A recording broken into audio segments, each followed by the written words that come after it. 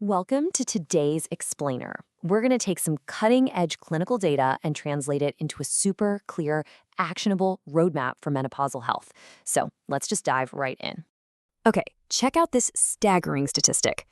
By the year 2050, the United Nations estimates that 1.65 billion, yes, billion with a B, women globally are going to be 50 years or older.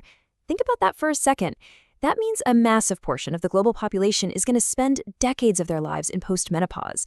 We're living longer, which is amazing, but it also brings this entirely unique set of biological challenges that we really need to actively manage. And that brings us to a really vital question. How can what you eat actually replace the protective power of estrogen? Because when the body's primary protective hormone suddenly takes a nosedive, we've got to ask ourselves how targeted, smart dietary strategies can step in and literally act as our new biological armor.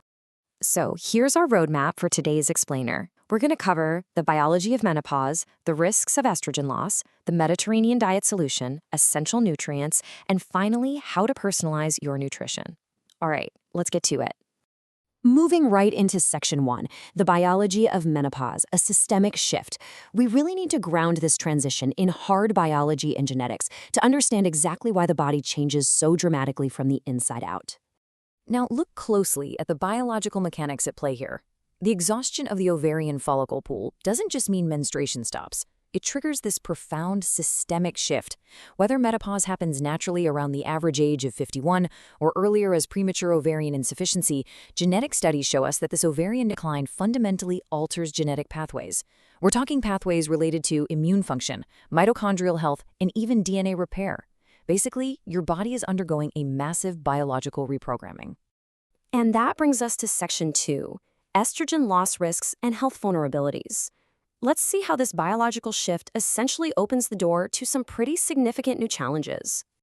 Now, you're probably already familiar with vasomotor symptoms. It's that thermoregulatory instability caused by profound estrogen depletion, basically hot flashes and night sweats.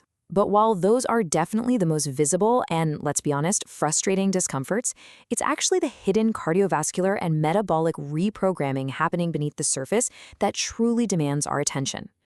You can see how that protective shield literally fractures when estrogen drops.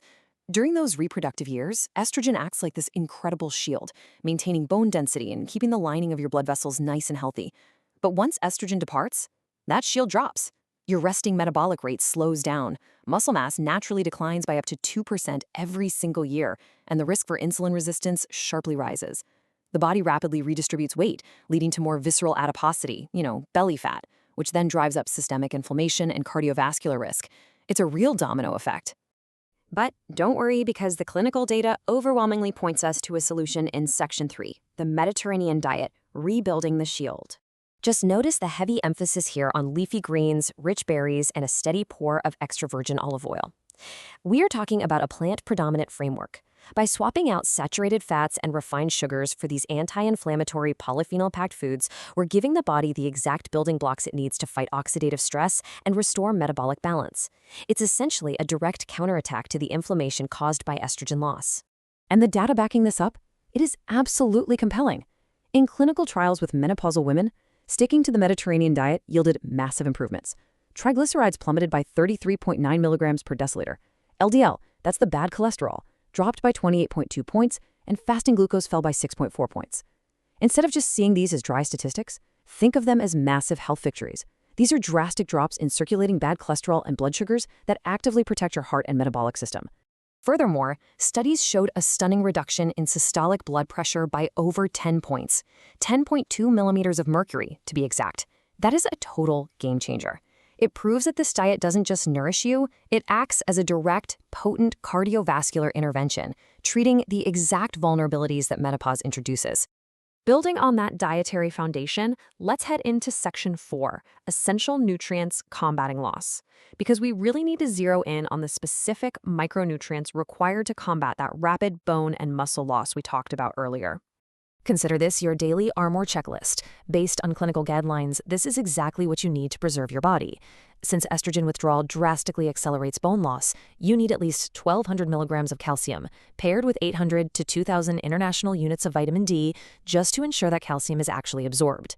Plus, you're going to need 1.1 to 1.5 grams of protein per kilogram of body weight to fight off muscle loss, alongside 320 milligrams of magnesium to help reduce inflammation and support healthy sleep architecture. But here's where we really have to be smart, and this is why we emphasize a food-first approach. Now, while targeted calcium and vitamin D supplements are proven safe and effective when you have a deficit, taking high doses of other synthetic supplements, like iron, can actually backfire on us as we age. Since menstrual blood loss stops, a postmenopausal woman's iron requirement naturally drops. Relying on whole foods for nutrients like iron is so much safer because it's strictly regulated by a hormone called hepcidin, which prevents dangerous tissue buildup. Synthetic supplements can bypass this natural regulation, leading to oxidative stress, chronic inflammation, and iron overload. So a good rule of thumb, get your nutrients from the grocery aisle first, not the pharmacy. Finally, let's pull the whole shebang together in Section 5, Personalizing Nutrition, Actionable Steps. How do we seamlessly integrate all this clinical data into your actual daily life?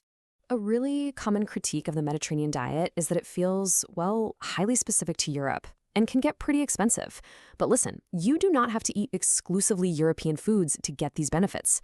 Adopting the core tenets of the diet to local, culturally congruent whole foods is absolutely essential to overcoming those socioeconomic barriers and making sure it's something you can actually stick to long term. The key is just applying the principles of high fiber, plant predominance, and healthy fats right into your own cultural culinary traditions. Let's make this super actionable. Here are your 4 steps. Step 1, work with a professional to identify your actual baseline micronutrient deficits. Step 2, adopt a plant-predominant high-fiber dietary pattern that is actually tailored to your own tastes. Step 3, prioritize whole foods over synthetic supplements where possible to avoid that nutrient overload. And step 4, combine these nutritional changes with resistance training to actively protect your bone and lean muscle mass. By following these 4 steps, you're literally transforming this stage of life from a period of biological vulnerability into a proactive, totally empowered transition. I really want to highlight this quote from a 2025 paper in Frontiers in Nutrition. It says, "Nutritional stratagems possess the transformative potential to reconfigure menopausal stewardship as a personalized, resilient paradigm." Basically, what they're saying in academic terms is that food isn't just sustenance. It is the ultimate preventative medicine, and it empowers women to navigate menopause with total agency and strength. As we wrap up this explainer, I want to leave you pondering exactly how you'll put this science into practice on your own plate today. So, what is the very first change you're going to make to your next meal to build your new protective shield? Think about it. Thank you so much for joining me, and keep learning.